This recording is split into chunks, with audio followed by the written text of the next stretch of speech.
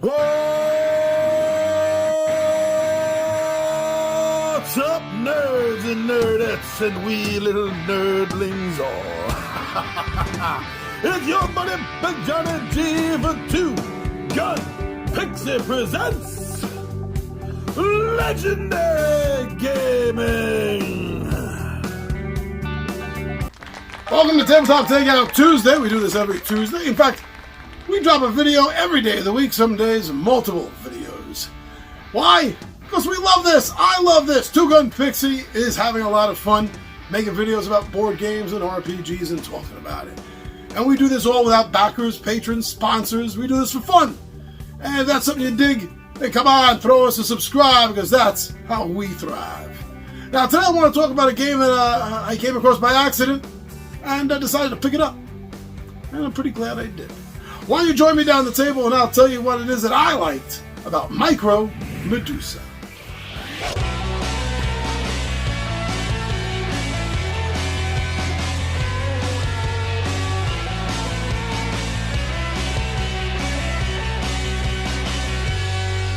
Shut up and sit down. Thank you for joining me.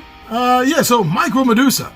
I came across this game by accident on Amazon. And I saw it had a really low price point, and it's a small box game, and it can be played 1 or 2 players. So I figured, well, let's pick it up. And you know what? I'm glad I did, because I've been having fun. Now, part of the reason is I grew up loving Greek mythology. From a small child, I cut my teeth on Greek mythology. So to see a game based on Medusa, I don't think I've seen one like that before. That got me interested. Besides the low price point and looking for something 1 to 2 players, the fact that it was inspired by a Greek myth I haven't seen in board games yet. I mean, I've seen in board games, I've seen in video games, but not a game just for this one character, just for Medusa. Yeah, that did catch my attention. So this is a small self-published game. I like that. I like that. You know, there's strip a lot of the BS from the bigger companies from it, I guess. It had a very successful run on GameFound last year, but that's not how I heard about it. I didn't hear about it until Amazon. So yes, it is available now for the public, besides the backers of it. And I suggest checking this out and looking at it. But let me tell you some more reasons why. So the rules are easy in this game, that's for sure. But there's also a little bit of a level of strategy to this. So, I mean, playing this game, it might sound weird, but kind of like chess, in the sense that you're going to need to make specific movements to get from your point to the enemy point. But also, you know, because of like,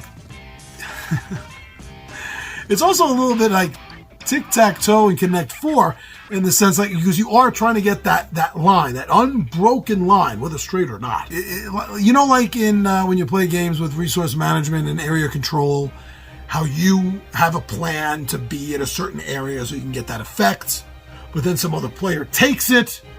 Well, you get a similar feeling when you can't get where you want to go because the path is already blocked, taken, used, laid out in tiles.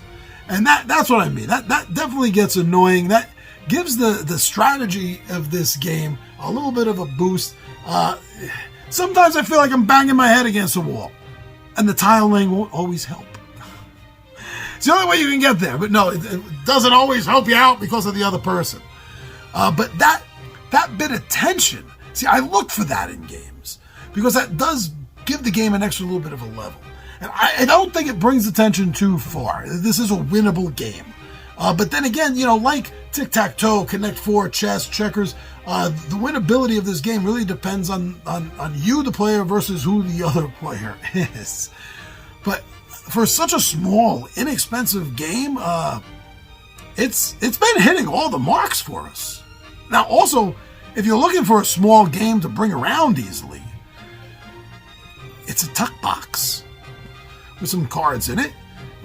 So you get to carry it around, you get to take it anywhere you want, throw it down on the table. There's really no setup time, and the playtime is so damn fast. This is another game that's great for a filler game, great for a lunchtime game. something you can carry around and play just about any time you want a little fix like this. Overall, it's an easy game to learn and teach. Like I said, there's no setup time. That's it. I think this game is good for families. Well, head for head, right? You can't have like 4 playing it. But head for head wise, yes, it's good for you and your spouse, you and your child, you and your sibling. I think so. I think this is good for the more serious gamer that's just looking for a fun filler, as well as the newbie players. It's a great gateway game, I think, especially for something like a tile laying game. So don't listen to just what I have to say about it. You know how I feel about influencers or even being called an influencer. Don't. I give information. I'm an informant. I know it doesn't sound a lot better either, does it? But really, you never know when a publisher or a company may have possibly bribed, gifted, or asked, somebody to say something in particular. You don't know that. What you do know is how much fun you see people having playing a game. So go watch some playthroughs. I'll be doing a playthrough of this. You've seen playthroughs of this already. There'll be more.